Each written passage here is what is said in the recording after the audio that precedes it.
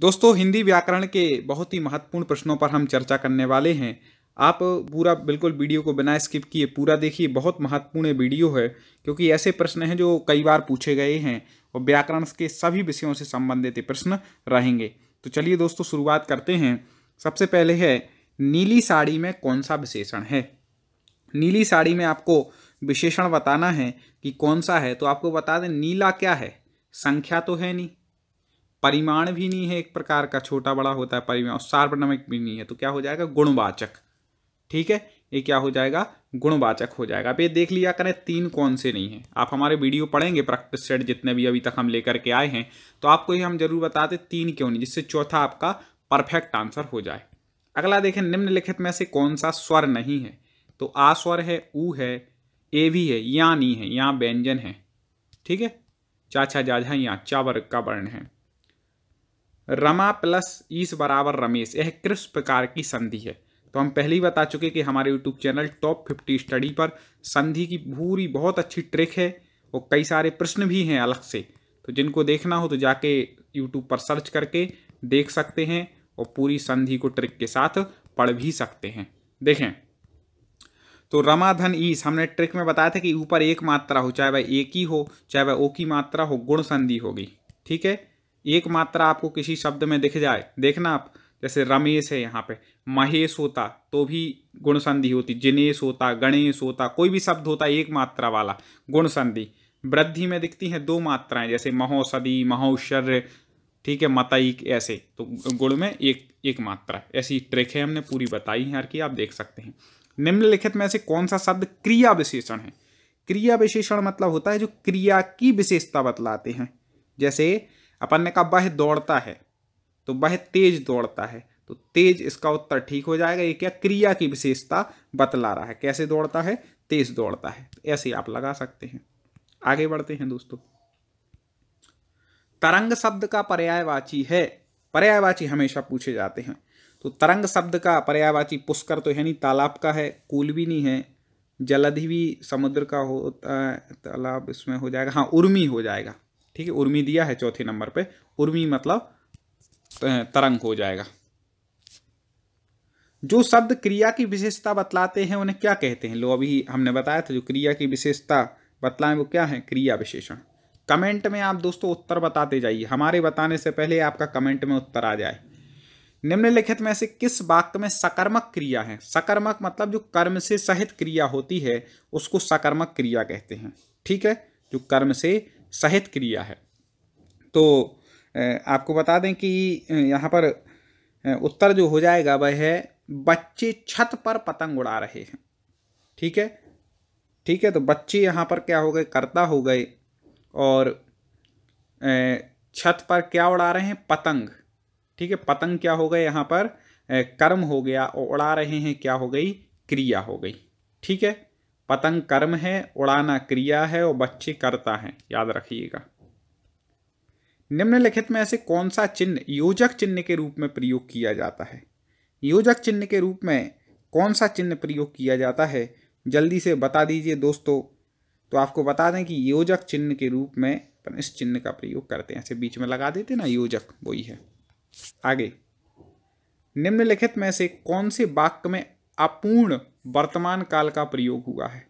पूर्ण नहीं, अपूर्ण वर्तमान काल का प्रयोग किस वाक्य में हुआ है? तो पार्थ खेल रहा है, मतलब ये पूर्ण नहीं हुआ, ये वर्तमान अभी कंटिन्यू में चल रहा है। तो पार्थ खेल रहा है क्या है? अपूर्ण वर्तमान कहलाता है। ठीक है, जो इंग्लिश में प्रेजेंट कंटिन्यूअस टेंस बोलते हैं ना, वो अपूर्ण वर्तमान है इसमें। ठीक है, एक प्रकार से अभी पूर्ण नहीं हुआ लेकिन पूरा हो जाएगा, ये पक्का है। निम्नलिखित में से कौन से वाक्य में संदिग्ध भूतकाल का प्रयोग हुआ है? ये वाक्य से संबंधित क्वेश्चन तो आते ही हैं दोस्तों। तो संदिग्ध भूतकाल का प्रयोग किस वाक्य में हुआ है? मतलब संदिग्ध मतलब संदेह हो पहले में। जैसे मैंने निबंध लिखा है तो फाइनल है, इसमें कोई संदेह नहीं है। मैंने निबंध लिखा है तो फाइनल है। मैं निबंध लिखा होगा, हाँ मैंने निबंध लिखा होगा, कोई उन्हें वो नहीं हो रहा, संदिग्ध है कि हाँ भाई लिखा होगा मैंने पहले, और भूत की बात है इसलिए। ठीक है, तो सी ठीक हो जाएगा। कमेंट में उत्तर बताते जाइएगा। निम्नलिखित में से कौन सा शब्द मूल शब्द का पर्यायवाची नहीं है?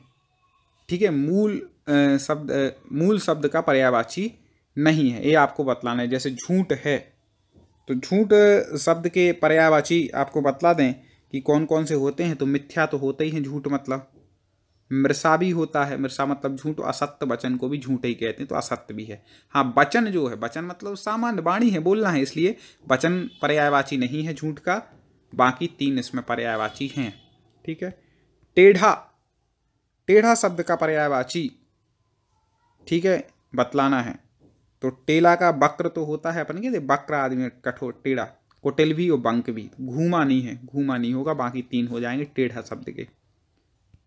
निम्नलिखित में से सर्वोत्तम विलोम, विलोम शब्द चुनना है जो बिल्कुल सर्वोत्तम इस शब्द के लिए, अल्प शब्द के लिए है। ठीक है। अल्प मतलब होता है मतलब कम, तो अल्प के लिए सर्वोत्तम चुनना है। सर्वोत्तम में बहु, ठीक है। तो ऐसे बहुत नहीं बोलना है, ठीक है। अल्प मतलब बहु, बस कम शब्दों में काम होना चाहिए। उषा, ठीक है। उषा, उषा मतलब होता है प्रातः, ठीक है। तो यहां पर क्या हो जाएगा, संध्या। उषा काल होता है, एक संध्या काल होता है। शाम, कई लोग बोलेंगे शाम भी तो वही बात है, नहीं भैया। उषा यदि बोल रहे हैं तो यहाँ संध्या बोलना पड़ेगा, क्योंकि बिल्कुल यहाँ पर उन्होंने ऊपर लिख दिया कि सर्वोत्तम, इसका मतलब क्या, बिल्कुल सटा हुआ, बिल्कुल उसी से जैसा शब्द है वैसे ही, उसी में। तत्सम है तो बिल्कुल तत्समय में निकाल दीजिए, मतलब ये कहने का मतलब है इनका पर्यायवाची विलोम। निम्नलिखित में से कौन सा शब्द मूल शब्द का समानार्थक नहीं है। अब नहीं बताना, जैसे अंबर का क्या नहीं है, ठीक है, समानार्थक शब्द नहीं है। अंबर का आकाश तो है, ठीक है। अंबु मतलब क्या होता है, जल, तो जो उसके धारण करता है, अंबर। कपास, अंबर का एक कपास भी अर्थ होता है। वस्त्र तो होता ही है, सबको पता। हाँ, धातु नहीं है, तो इसका उत्तर क्या हो जाएगा, डी, धातु। ये नहीं है, बाकी 3 हैं। ध्रुव शब्द का आपको बतलाना है कौन सा पर्यायवाची नहीं है, जल्दी से बता दें दोस्तों। ध्रुव दृढ़ होता है, स्थिर होता है, अचल जो चल नहीं सकता, ठीक है, ध्रुव वो होता है। तो 3 तो हैं। हाँ, सूरज नहीं है, सूरज इसका उत्तर ठीक हो जाएगा। वहां कौन खड़ा है, वाक्य में सर्वनाम का भेद है। कौन सा सर्वनाम का भेद है, जल्दी से बता दें। वहां कौन खड़ा है, तो सबसे पहले तो आपको सर्वनाम आना चाहिए इसके लिए। तो अब कौन है, कौन कैसा सर्वनाम है, प्रश्नवाचक है, पता ही नहीं। पुरुषवाचक भी हो सकता है, स्त्री भी खड़ी हो सकती है, कुछ भी, लेकिन यहाँ क्या है, प्रश्नवाचक है भैया। कौन है, प्रश्न हो रहा है। ले चला साथ में तुझे, कनक ज्यों भिक्षुक लेकर स्वर्ण झनक में, अलंकार बताइए। जल्दी से बता दें कौन सा अलंकार है। तो आपको बता दें, ले चला साथ में तुझे, कनक ज्यों भिक्षुक लेकर स्वर्ण झनक। मतलब यहाँ पर एक प्रकार से बोले कि मैं आपको ऐसे साथ में ले जा रहा हूँ जैसे कनक ज्यों भिक्षुक। जैसे कनक कैसे ले जाता है अपनी भिक्षा, कनक जो होती है, कनक के 2 अर्थ हैं, एक सोना भी होता है, आपको पता होगा, और एक कनक आटा भी होता है। तो कनक ज्यों भिक्षुक, जैसे भिक्षुक के आटे को ले जाता है, को लेकर स्वर्ण झनक, ठीक है। इस प्रकार से यहाँ पर आपको बता दें कि यहाँ एक संभावना झलक रही कि मैं ऐसे ऐसे करके ऐसे कर लिया, तो उत्प्रेक्षा अलंकार वहाँ पर हो जाता है। तो 18 का कौन सा हो जाएगा, बी उत्तर यहाँ पर हो जाएगा। आगे बढ़ते हैं। अपहरण में किस उपसर्ग का प्रयोग हुआ है। अपहरण, जल्दी से बता दें कि अपहरण में कौन से उपसर्ग का प्रयोग हुआ है। तो अपहरण में अप उपसर्ग का प्रयोग हुआ है, अप में हरण लग गया। बुराई में लगा प्रत्यय क्या है, बताइए। बुराई, जल्दी से बता दीजिए। बुराई शब्द में प्रत्यय आपको बता दें, आई प्रत्यय हो जाएगा। कौन सा प्रत्यय, आई। निम्नलिखित में से कौन सा अव्ययी भाव समास नहीं है। अव्ययी भाव समास हमने आपको पढ़ाई थी, समास की ट्रिक पढ़ाई थी अपने चैनल पर, प्लेलिस्ट में वीडियो भी है, आप तो यूट्यूब पर सर्च करें टॉप 50 स्टडी, जाकर के जरूर देख लें। तो उसमें हमने आपको बताया था कि प्रथम पद क्या होता है, अव्यय होता है, ठीक है, वही प्रधान होता है। तो जैसे प्रति, प्रथम पद अव्यय है, ठीक है। यथा भी अव्यय है, प्रति अव्यय बता दिए। तो आय और व्यय ये द्वंद्व समास का उदाहरण है। बाकी 3 जो है वह अव्ययी भाव समास के उदाहरण है। तो यहाँ पूछा गया कि अव्ययी भाव समास नहीं है, तो आय और व्यय में नहीं है, बाकी 3 में है, ठीक है दोस्तों। और देखें, दीप सा मन जल चुका है, इस पंक्ति में वाचक शब्द है। दीप सा मन जल चुका है, इस पंक्ति में वाचक शब्द क्या हो जाएगा, तो सा एक प्रकार से क्या है यहाँ पर वाचक शब्द है कि दीप सा। इंद्रियों की पहुंच से बाहर हो उसके लिए एक शब्द, वाक्यांश के लिए एक शब्द से संबंधित है कि जो इंद्रियों की पहुंच से बाहर, उसके लिए क्या कहते हैं? इंद्रियों की पहुंच से बाहर मतलब अतीन्द्रिय। ठीक है, ऐसे आगे निम्नलिखित में से कौन सा शुद्ध रूप है? शुद्ध रूप बतलाना है। अतिशयोक्ति कैसे लिखा जाता है? तो ये उति है, ये तो उति है, अतिशयोक्ति है, ये सयोक्ति है, सा पूरा होता है, याद रखिएगा। तो ए उत्तर इसका ठीक हो जाएगा, बाकी 3 गलत हैं। आगे वाणी प्लस औचित्य का सही संधि विक्षित होगा। जल्दी से कमेंट में उत्तर बता दें। वाणी प्लस औचित्य का सही संधि होगा, तो आप ये भी बता दें कौन सी संधि है। तो आपको बता दें कि इसका जो संधि विक्षित हुआ ई के बाद आ रहा है एक प्रकार से, तो ई को क्या हो जाएगा? या हो जाएगा, तो वाण्योचित हो जाएगा, यण संधि। ठीक है, वाण्योचित हो जाएगा यण संधि में। हमने बताया था या के पहले कोई आधा शब्द आ जाए तो आपको क्या कौन सी संधि लगानी है? यण संधि। ट्रिक भी बताई थी, यहाँ पे आप लगा भी सकते हैं वाण्योचित, वाणी प्लस औचित, ई के बाद कोई भिन्न स्वर आ रहा है, औ आ रहा है एक प्रकार से, तो इस प्रकार से आप लगा सकते हैं। ठीक है, ऐसे बहुत महत्वपूर्ण संधि के वीडियो आपको मिलेंगे।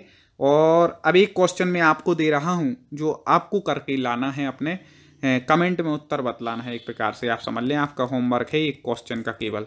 अगले वीडियो में इसका उत्तर हम बता देंगे। अनभीषण का सही संधि विक्षित कौन सा है? तो अनभीषण का संधि विक्षित कौन सा है और कौन सी संधि है, ये 2 चीजें आपको कमेंट में बतानी है। आप ना बता पाएंगे, गलत बताएंगे, तो फिर अगले वीडियो में हम आपको करेक्ट कर देंगे। ठीक है, तो इसका आप उत्तर जरूर बताएं और वीडियो को लाइक जरूर करना दोस्तों, शेयर करना। जय हिंद।